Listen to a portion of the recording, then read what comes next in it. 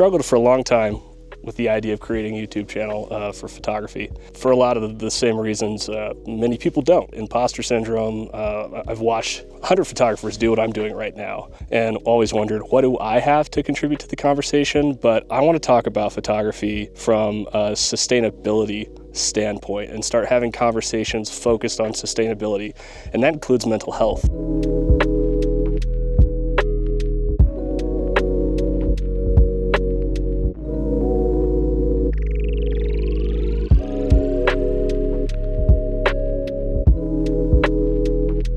That includes how to pursue your love of photography in a way that doesn't cause you to burn out and maybe allows you to overcome some of that imposter syndrome yourself. Maybe this is an exercise for myself. How do we use photography to cope with life? How do we use photography to get us out of our shell? How do we use photography to see things differently?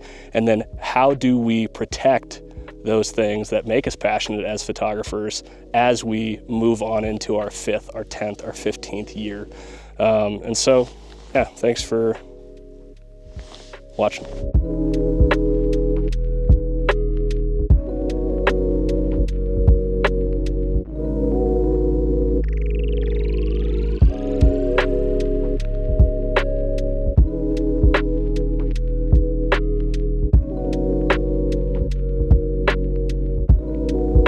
I think one of the best things you can do as a photographer is, especially when you're doing something like this isn't a paid gig, I'm just out hiking with my dad, focus on everything else but your camera. Focus on your environment, focus on who you're with, what you're doing. I didn't walk into this with any expectations. I have in the past.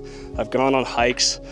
I haven't come back with the best photos, and I've let that discourage me, and that's not sustainable. Like, that'll make you not want to go on hikes because you're like, what if I get it wrong? But if you go into things for fun with the mentality that you're just there, you're gonna shoot, it's gonna work or it's gonna not work, and you're gonna return for another day, like, just lower your expectations.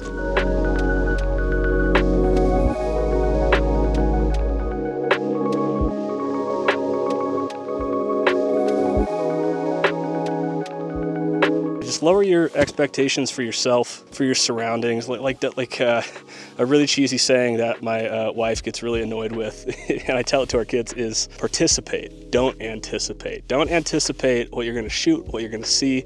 It's fine to have like a goal in mind and you wanna get photos of that, that's fine. But when your camera is an extension of your arm, it's gonna be ready when you see the thing that you think is gonna make a really cool shot, even if it's a shot that nobody ever sees, never even makes it to Instagram. Participate, don't anticipate. Yeah.